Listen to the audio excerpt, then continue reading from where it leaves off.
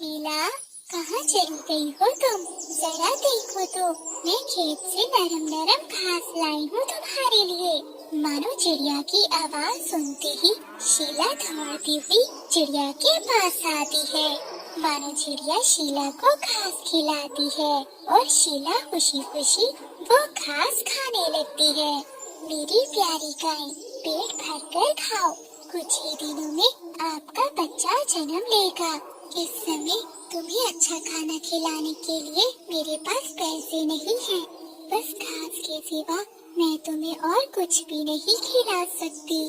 मानो चिड़िया और उसका पति चंदू चिड़ा सुंदरबन के जंगल में एक घोंसले में रहते थे। चिड़िया दिन भर अपने घोंसले का काम और शीला की देखभाल करती और चंदू चिड़ा जंगल से भोजन ढूंढ कर लाया करता था। इस तरह उनका जीवन चलता था। एक दिन चिड़िया अपने घोंसले की सफाई कर रही थी, तभी चंदू चिड़ा बोलता है, आप इतना काम क्यों कर रही हैं? भूल गई हैं क्या? आप गर्भवती हैं। तुम ना अपना ख्याल रख रही हो और ना ही समय पर भोजन खा रही हो। चंदू जी, आप चिंता न करें, मैं अपना ख्याल रख रही हूँ। हमारी प्यारी गाय शीला भी तो गर्भवती है, कुछ दिनों में उसका भी बच्चा होगा। ऐसे वक्त में उसका भी तो ख्याल रखना जरूरी है ना। आप देखिए ना, हम घास के सिवा उसे कुछ भी और नहीं खिला रहे। चिंता मत करो मानो, शीला के बच्चा देते ही हमारे परिवार में भी खुशियाँ आ जाएंगी। उसके बच्चे के दूध पीने के बाद जो दूध बच जाएगा उसे हम जंगल में बेच दिया करेंगे और जो भी पैसे मिलेंगे उससे मैं अपनी प्यारी गाय और अपनी पत्नी को अच्छा भोजन खिलाऊंगा।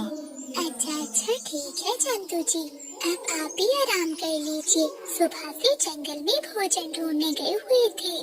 वो दोनों पति पत्नी अपने घोंसले में बैठे हुए थे कि उनके घोंसले के पास से एक बूढ़ी चील गुजरती है। वो बूढ़ी चील एक जादूगरनी थी। बूढ़ी चील की नजर चिड़िया की गाय पर पड़ती है। अरे वाह वाह वाह, ये गाय तो बहुत मोटी है, ये दूध भी बहुत सारा देगी। मैं इस गाय को चुरा कर अपने साथ ले जाती हूँ। ऐसा सोचकर वो जादूगरनी चील गाय के पास जाती है और उसकी रस्सी खोलती है। गाय भी चील को देखकर डर जाती है और शोर मचाने लगती है। तभी जादूगरनी चील जादू करती है, जिससे शीला का मुंह बंद हो जाता है। अब शीला गाय बूढ़ी चील के वश में हो जाती है और वो चील के साथ साथ जाने लगती है।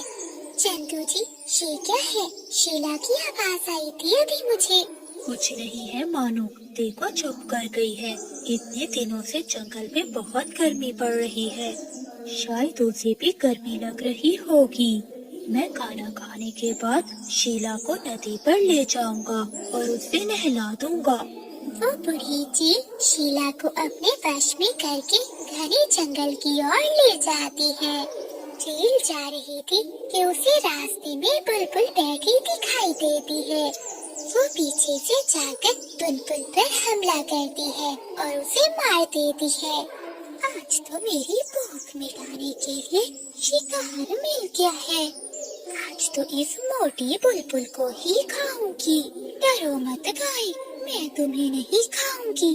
एक बार तुम्हारा बच्चा हो जाए, बाद में मैं तुम्हारा दूध पीऊंगी। ऐसा कहते हुए चील गाय और मोटी बुलबुल को अपने साथ लेकर जंगल के बीचों बीच अपने एक घर में चली जाती है। मानो, कहाँ हो तुम? जल्दी आओ, शीला कहाँ है? चंदू चिड़ी की आवाज सुनकर मानो चिड़िया थोड़ी थोड़ी वहाँ आती है। ये आप क्या कह रही हैं? भला मेरी गाय कहाँ जा सकती है? शीला, कहाँ हो तुम? वो दोनों पति पत्नी गाय को पूरे जंगल में ढूंढने लगते हैं।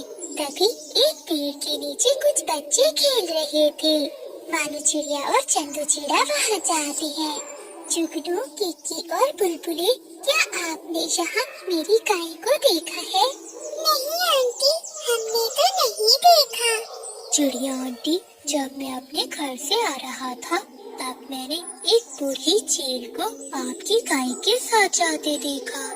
और हाँ, उसके